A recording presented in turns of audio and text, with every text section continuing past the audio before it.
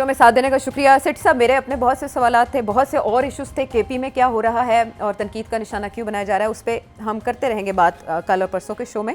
لیکن جو بڑی فہرست ہے آپ سے کی گئے سوالوں کی, اس میں سے میں نے انتخاب کیا ہے امریکہ سے رسول بخش صاحب کے سوال کا.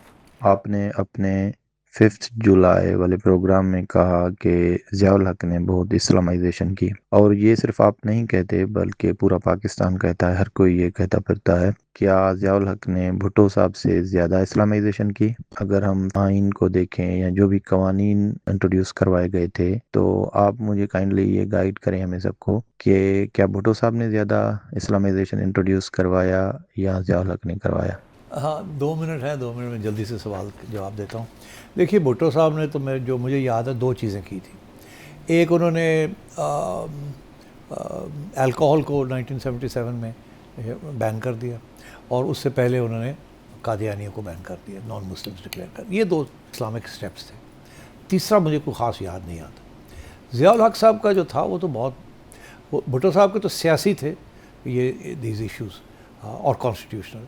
ضیاء الحق صاحب کی constitutional and religious and political تینوں چیزیں انوالو تھیں. ضیاء الحق صاحب نے شروع کیا حدود آرڈیننسز کہ سزا کیا ہوگی, ہاتھ کاٹے جائیں گے, یہ ہوگا وہ ہوگا, وہ سارے اسلامک پروویژنس حدود آرڈیننسز کی. اس کے بعد انہوں نے فیڈرل شریعت کورٹ سیٹ اپ کیا کہ آئین کے اندر کون سی شک ہے جو کہ اسلام کے اور قرآن کے مطابق نہیں ہے. وہ بھی پورا ایک نیا سلسلہ شروع کر دیا فیڈرل شریعت کورٹ کا. پھر انہوں نے بڑی اسٹرکٹلی ایک جو آئیڈیالوجی تھی انٹرپریٹیشن آف اسلام, وہ تھی سنی حنفی ٹریڈیشن کے اندر, اس کو فوکس کیا آن دس. فائنلی انہوں نے زکوٰۃ ڈیڈکشنز کر دی. انہوں نے کہا جی سنی جو ہیں ان کی زکوٰۃ ڈیڈکشنز ہوں گی. اس وقت تو چاہتے تھے کہ شیعوں کی بھی ہو, مگر شیعوں نے پروٹیسٹ کیا اور پھر انہوں نے شیعوں کو معاف کر دیا, مگر سنیز کے اوپر زکوٰۃ ڈیڈکشنز بھی شروع ہو گئی. لا آف ایویڈنس کو انہوں نے تبدیل کر دیا, جس کے اندر ایک عورت کی جو ایویڈنس تھی گواہی, اس کو آدھا بنا دیا کہ جی ایک مرد کی ایویڈنس 2 عورتوں کی ایویڈنس کے مطابق.